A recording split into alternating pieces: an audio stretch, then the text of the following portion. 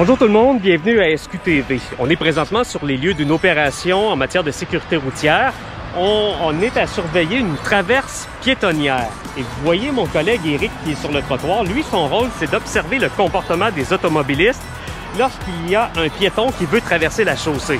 Parce que la loi vient dire que lorsqu'il y a une traverse piétonnière et qu'un piéton veut la traverser, qu'il manifeste clairement son intention de la traverser, les automobilistes doivent s'immobiliser pour lui laisser la priorité de passage. Donc, c'est ce qu'on va vérifier aujourd'hui. Éric est sur le trottoir et s'il constate une infraction, il va transmettre l'information à mes deux collègues, Julien et Maxime, qui sont dans le véhicule patrouille là-bas et il y aura interception.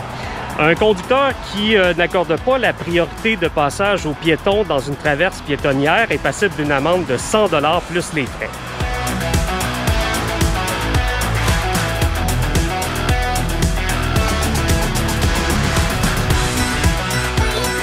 Dans le vlog d'aujourd'hui, je veux profiter de l'occasion pour faire un bon rafraîchissement en matière de sécurité routière.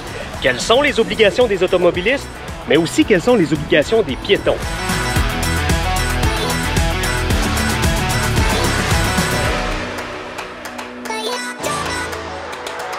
Il y a deux sortes de traverses piétonnières, les blanches et les jaunes. Les blanches sont situées dans des intersections où il y a présence de panneaux d'arrêt et de feux de signalisation. Et il y a les jaunes qui sont situées ailleurs, comme celle-ci.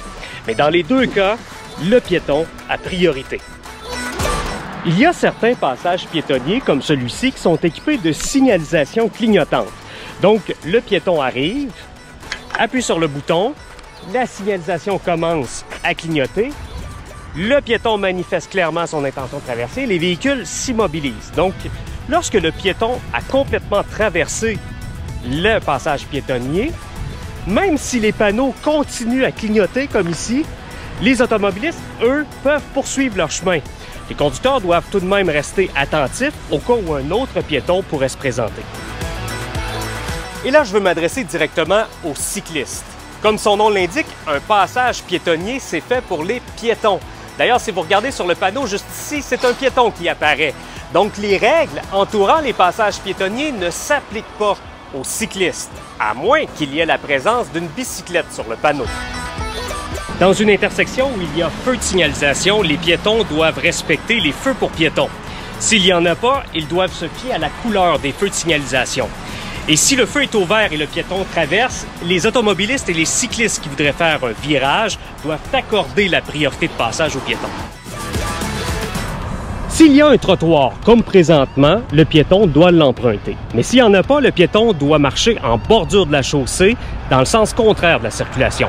Et s'il veut traverser la rue et qu'il y a à proximité un passage piétonnier ou une intersection, le piéton doit s'y rendre pour traverser.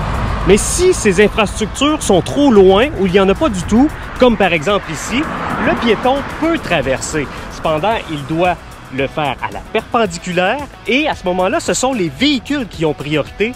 Donc, le piéton doit s'assurer de l'absence de danger.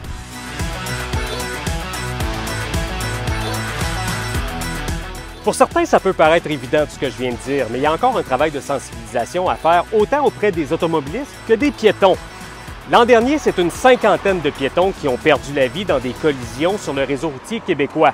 Donc, du côté de la Sûreté du Québec, on va poursuivre nos efforts sur le terrain, que ce soit lors d'opérations en matière de sécurité routière, comme vous pouvez voir celle qui s'est déroulée dernièrement du côté de la MRC de Brome-Missisquoi, à Cowansville plus précisément, ou lors d'opérations de sensibilisation et de prévention, comme celle qui s'est déroulée du côté de Rouyn-Noranda en présence des cadets, du côté de Bécomo avec les piétons bulles, ou à Joliette, où un panneau pour passage pour piétons est littéralement devenu vivant. Merci d'avoir été là. Si vous avez encore du temps, vous pouvez regarder d'autres vidéos et n'oubliez pas d'aller aimer et de vous abonner à notre chaîne SQTV Sûreté du Québec pour ne rien manquer parce que régulièrement, on met en ligne de nouvelles vidéos.